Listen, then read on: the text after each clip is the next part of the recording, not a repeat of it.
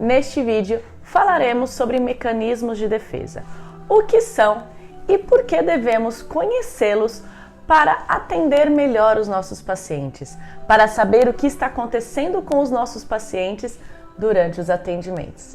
Então, bora lá! Meu nome é Thalita Ramasa, sou fisioterapeuta especialista em manipulação miofascial e terapeuta do corpo em atletas e quero te dar as boas-vindas no meu canal.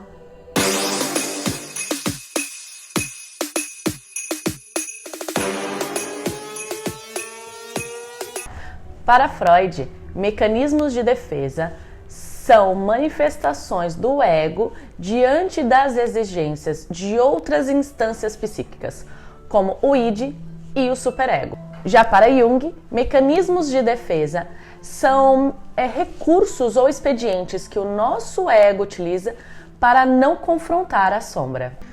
Então, o mecanismo de defesa, ele depende muito de como o nosso ego está organizado. Quando ele está bem organizado, nós temos então mais reações muito mais conscientes e racionais. Só que às vezes lidamos com situações que ativam algo que estava ali no nosso inconsciente. E aí nós temos reações de defesa, porque eu não quero olhar para aquilo. É como se eu quisesse proteger o meu ego de um desprazer psíquico. Resumindo, os mecanismos de defesa são ações psicológicas que buscam reduzir as manifestações iminentemente perigosas ao ego. E eles vão surgir então quando a nossa mente consciente está distorcida. São pelo menos uns 15 mecanismos de defesa estudados pela psicologia. Mas eu vou citar apenas alguns aqui para vocês. Bora lá? Durante as sessões, eu já disse aqui para vocês, muitos dos meus pacientes dormem, porque eles não conseguem lidar com aquela situação. Então, dormir, desmaiar e pacientes em coma também estão usando de mecanismos de defesa. Temos a transferência, que é a nossa inconsciente falando, onde nós negamos porque nosso consciente não sabe o que faz, e a contra-transferência, que é o que retruca a transferência. Então é como se eu apontasse o dedo e culpasse o outro, é uma transferência, e esse outro retruca, joga a culpa de volta, é a contra-transferência. Racionalizar é o pensar antes de agir. E temos a racionalização, que são os disfarces. Nós disfarçamos o que nós estamos realmente sentimos, trazendo respostas muito racionais, né? Um raciocínio lógico para aquela conversa. Então, quando você pergunta para o paciente o que você sente, mas você entende, a pessoa ela te dá todo um contexto, te conta uma história para explicar aquilo. É simplesmente, não quero saber a lógica. Eu quero saber o que você está sentindo. Então, muitas vezes o paciente usa desse raciocínio lógico para disfarçar o que ele realmente pensa e o que ele realmente sente. A amnésia é uma fuga. Então, eu não consigo lidar com aquela situação e eu simplesmente esqueço. E muitas vezes, essa amnésia ela ocorre porque o meu inconsciente ele quer voltar para aquela situação, para aquele local. Então, ele esquece para ter que voltar. Ato falho.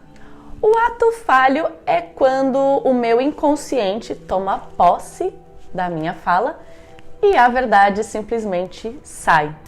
A negação é sempre um mecanismo de defesa. A pessoa ela não está preparada para olhar para si, para saber o que realmente está acontecendo, então ela usa de negação o tempo todo. A resistência. A resistência é o medo da mudança. Eu não quero saber, eu não quero sair desta situação, eu não quero sair da minha zona de conforto. Deslocamento, eu desloco a minha raiva para o outro. Eu desloco aquele sentimento, aquela emoção negativa para o outro. A sublimação também é um mecanismo de defesa, mas é um mecanismo que transforma sempre algo ruim em algo bom. Regressão. A pessoa regride ao domínio da infância, então ela age infantilmente diante de uma situação. Eu já citei aqui em alguns vídeos anteriores algumas das patologias e dores que são claras de mecanismo de defesa de regressão, onde a pessoa não sabe se articular e age infantilmente diante do outro, diante de uma situação. Xiste é falar a verdade em forma de brincadeiras. O acidente, ele também é um mecanismo de defesa, só que ele parte do inconsciente coletivo. E a doença também é uma forma do nosso inconsciente de livrar o nosso corpo daquilo. Então ele traz aquela emoção negativa do nosso inconsciente para o nosso consciente em forma de sintoma, em forma de doença. É também uma forma de se vingar de alguém, é uma forma de atrair alguém para cuidar de nós. Toda doença tem uma mensagem para alguém. Bom, como eu disse, são vários mecanismos de defesa. E você consegue entender a importância desses mecanismos, de conhecer cada um para ver como o seu paciente ele está reagindo diante das situações e durante as nossas sessões. Pois eu posso tocar meu paciente, eu posso tratar o campo físico, posso tratar o campo emocional e ele terá algumas atitudes que podem ser mecanismos de defesa. Então é o inconsciente dele trazendo aquilo de alguma forma, porque o consciente dele começou a ficar meio desorganizado. E ali nós conseguimos trazer então o que está acontecendo e ressignificar a dor física e emocional do nosso paciente.